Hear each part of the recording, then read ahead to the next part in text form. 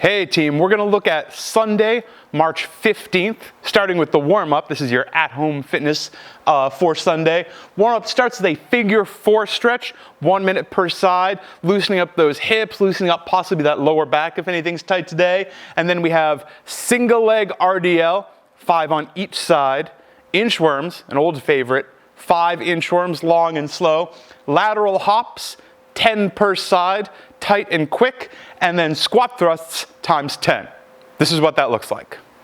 All right, starting with a figure 4 stretch, down on the ground. This is on your back, lying down. We're going to raise one knee to 90 degrees. Other ankle crosses and rests on that knee. Your hands are gonna go behind your hamstring and pull really hard. We're looking to ideally get your butt a little bit off the ground. I'm looking for you to feel this all in your lower back, maybe your hips too, loosening that up. Keep pulling, keep breathing, at least 1 full minute on each side. Hopefully this loosens things up, makes things feel a little better if you're a little tight today. Next piece of our warm-up, single leg RDLs. Feet start about hip width apart. Decide which leg you're gonna start with. We're gonna do both sides. Slight bending your knee. We're gonna balance on that leg. That's as much as your knee is gonna bend. We're gonna drive your hips backward, let that other leg trail behind you, and use your hamstring and glute to pull yourself back up again. Again, planted nice and strong, hip trails back, shoulders square to the ground, right back up again. From the side, slight bending your knee, hips drift back, that leg trails, staying square, and pull yourself up with your hamstring and glute. Things to avoid here, we're not looking to rotate to the ground. You also don't need to try and touch the ground. A lot of times when people go for the ground, they bend that knee a lot more than they need to, turn this into some sort of weird squat variant. This is all loading up your hamstrings, butt, lower back, stretching it out, right back up. 5 on each side for 10 altogether. Second part of the warm-up, inchworms, classic.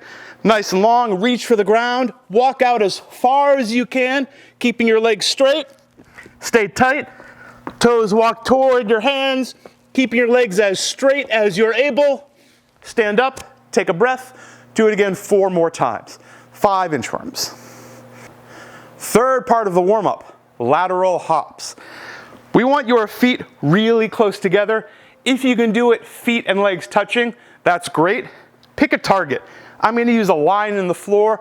You want something that's going to cover, let's say, at least 6 inches. Legs slightly bent. We're going for tall and fast. Back and forth as many as you can. If balance is tricky, give yourself a little grace. Maybe 8 inches still. Tall, fast, back and forth over that target. 10 on each side, that's 20 altogether.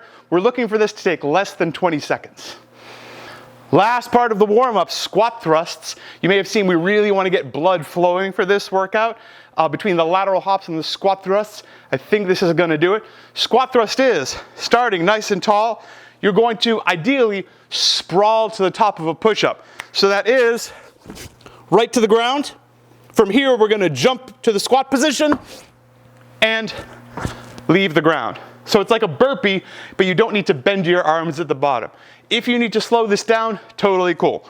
Reach for the ground, legs out, back in. I still want a little jump at the top. 10 squat thrusts. We're doing this whole circuit at least twice, ideally 3 times. All right, we're warmed up. Let's take a look at Sunday's Metcon. We have 5 rounds for time, 25 alternating stair taps, and 15 heavy bag swings. Let's take a look what that looks like. All right, alternating stair taps. This is what that looks like. Ideally, you're gonna start on the ground, use that first step. Plant 1 foot, and you're gonna change sides as dynamically as you're able. So quick, quick, quick. Here, at full speed. Really quick, really fast. If that's too much, do step-ups. Up, still alternating sides. Still only one step. We're looking to move fast. This is sort of like running, like fan bike, really tight cycle times that we're looking for here. 25 on each side, that's 50, 50 altogether. All right, the second part of our couplet today, we have those alternating stair taps. We have 15 heavy bag swings. What the heck is that? What's a heavy bag? This is one of my go-tos for at-home workout stuff, loading a bag. I'm gonna use my trusty backpack here. This is what I usually use day to day. Any bag can work. I'm gonna say it again. Any bag can work. I've used backpacks, tote bags, duffel bags, anything that's canvas or cloth. Some you can grab onto and some you can close the top of. A tote bag is totally cool. You can just tie the top of it nice and tight. Anything with a zipper works. Potentially some purses work, larger shoulder bags.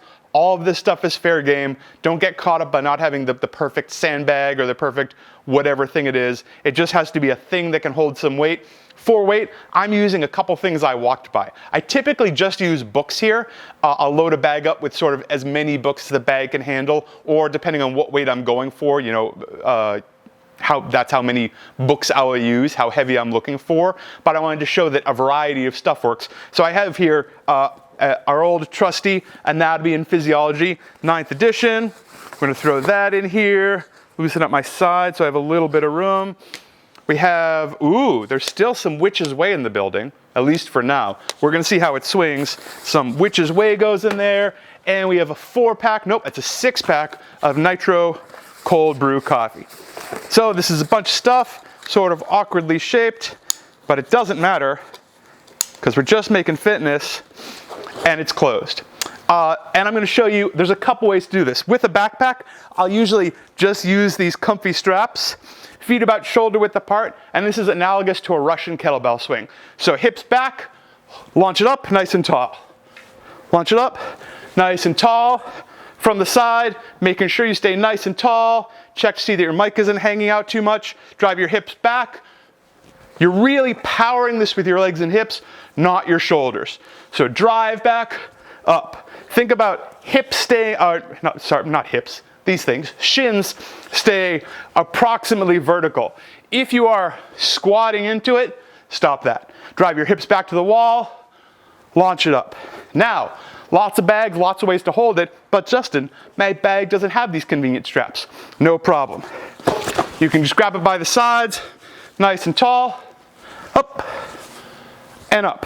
Same thing, by the side, grab onto it, wherever you got a little purchase here, up and up. Let this be grip training. Let this also be forearm and grip training. It doesn't have to be crazy heavy to be a lot of work. If you have a sandbag or a kettlebell or a weighted vest or something like that, where it's a heavy thing you can hang on to and swing, you can absolutely use that. This is totally a place. Water jugs, totally. A big 5-gallon water jug, as long as it's sealed, totally. We want you to get a big thing, it's a little bit heavy, and swing it, powering it with your hamstrings and your butt. 15 times. Use a weight you're pretty confident you can do 15 unbroken, at least for that first round of 2, because this combined with those stair taps is going to be a burner. All right, 5 times through, 5 rounds for time. Have fun.